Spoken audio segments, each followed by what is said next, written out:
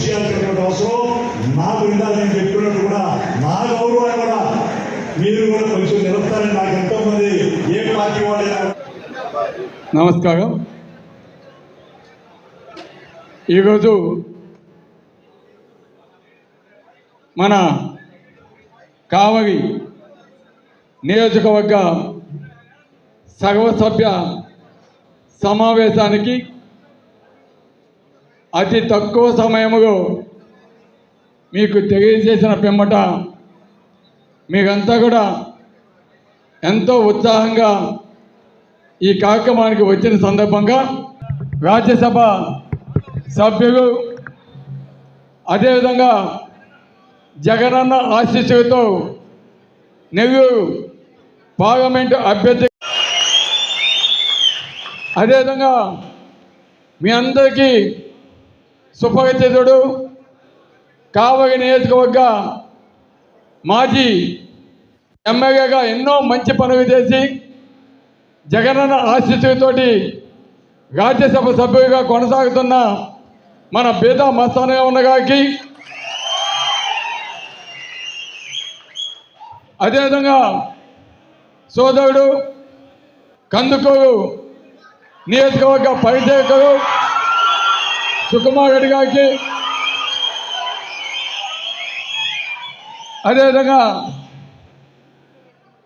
కావలి పట్టణ అధ్యక్షుడు సోదరుడు కేతిరెడ్డి శివకుమార్ రెడ్డి గారికి, అదేవిధంగా మండల అధ్యక్షుడు మన గోగ మండలం జడ్పీటీసీ జంపాని రాఘవ గారికి, అదేవిధంగా పెద్దలు గౌరవనీయులు మన అల్లూరు పట్టణ అధ్యక్షుడు దండా కృష్ణారెడ్డి గారికి, అదేవిధంగా మగ సోదరులు పెద్దలు, అదేవిధంగా మగ సోదరుడు పెద్దలు, అదేవిధంగా మన ఎంపీపీ దగదత్తి మండలం, అదేవిధంగా కన్వీనరు తాగూరి ప్రసాద్ నాయుడు గారికి, అదేవిధంగా జెడ్పీటీసీ దగదత్తి సోదరి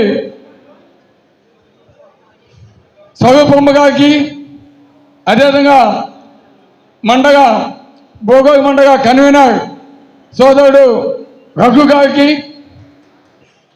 అదేవిధంగా పెద్దలు గౌరవనీయులు మన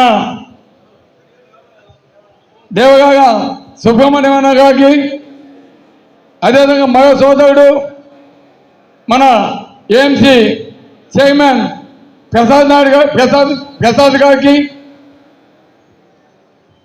అదేవిధంగా దానికి సిద్ధమైన తరుణం ఆసన్నమైంది. ఈరోజు ఇంకా 35 రోజులు మనకి ఎలక్షన్స్ రాబోతున్నాయి. బహుశా కావలి పట్టణంలో ఈ విధంగా సర్వసభ్య సమావేశం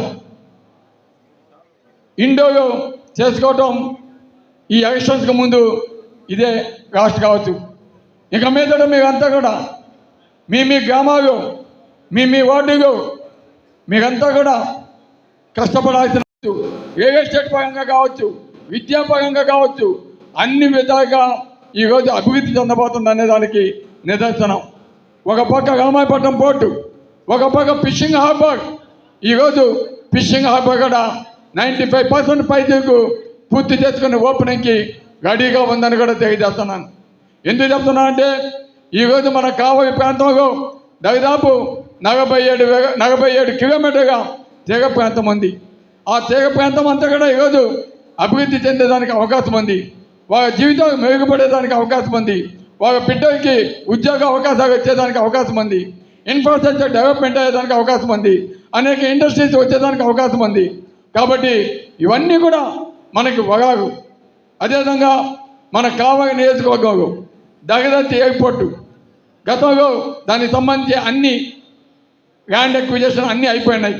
కానీ కొన్ని కారణాలు అది కందుకూరు వాళ్ళు మనకి అది చెట్టు కాడ కావాలని అడగడం జరిగింది. కానీ అక్కడ భూసేకరణ కష్టంగా ఉంది అని తెలుస్తోంది. అందుకే నిన్న మన విజయసాయి రెడ్డి గారు మొట్టమొదటిగా కార్యాలయం ఓపెన్ చేసిన వేదట మీ అందరి ఆశీస్సులతోటి రేపు లోక్సభ అభ్యర్థిగా నేను మంచి మెజార్టీతోటి మీరు గెలిపించబోతున్నారు. గెలిపించిన తర్వాత ఫస్ట్ నా మొదటి వర్క్ జగదత్తి ఎయిర్పోర్ట్ తేవడమని నిజంగా ప్రెస్గా చెప్పడం మనందరికీ కూడా గర్వకారణమని కూడా తెలియజేస్తున్నాను. అంటే ఈరోజు ఒక పక్క ఎయిర్పోర్టు, ఒక పక్క సీపోర్టు, ఒక పక్క ఫిషింగ్ హార్బర్, ఒక పక్క రైల్వేసు, ఒక పక్క హైవేసు, ఇన్ని వసతులున్న కావాలి ఏ విధంగా ఫ్యూచర్లో అభివృద్ధి చెందబోతుందో ఒక్కసారి ఆలోచించడానికి కూడా మీ అందరికీ తెలియజేస్తున్నాను. అది జగన్మోహన్ రెడ్డి వగే ఈరోజు మనకి సాధ్యమని కూడా తెలియజేస్తున్నాను. ఎందుకు చెప్తున్నా అంటే గతంలో అధికారం కోసం అనేక అబద్ధాలు చెప్పి వారు చంద్రబాబు నాయుడు గారు మనకి సిగాపాకాలు వేయటమే పరిమితమయ్యారు. ఎక్కడెక్కడ ఒక ఇటుక ఎక్కడ పెట్టిన పరిస్థితి లేదు. కానీ జగన్మోహన్ రెడ్డి గారు ఫౌండేషన్ స్టోన్ వేసిన 1.5 సంవత్సరంలో Ramayapatnam port, fishing harbour complete చేసిన ఘనత జగన్మోహన్ రెడ్డి గారితో కూడా మీ అందరికీ తెలియజేస్తున్నాను. ఈరోజు ప్రతిపక్ష అంటూ ఉంటాయి అభివృద్ధి అంటే ఏందని. అభివృద్ధి అనేది ఈరోజు మనం చెప్పాల్సింది ఈరోజు పేద ప్రజల యొక్క ఈరోజు వాళ్ళ ఆర్థిక పరిస్థితి ఏ విధంగా అభివృద్ధి చెందింది అనేది ఈరోజు పల్లెటూరులో పోయినా, అదేవిధంగా వార్డుకు పోయినా, ఏ పేద ప్రతి నివసిస్తున్న కాలనీకి పోయినా కూడా అక్కడ అక్కచెగమ్మ నడితే ఈరోజు చెప్తున్నారు. ఈరోజు ప్రతి ఒక్క అక్కచెగమ్మ కూడా లక్షాధికారి అయింది. ఈరోజు వాళ్ళ ఆర్థిక పరిస్థితి బాగుపడింది. పేదరికం అనేది నిర్మూలించడం జరిగిందని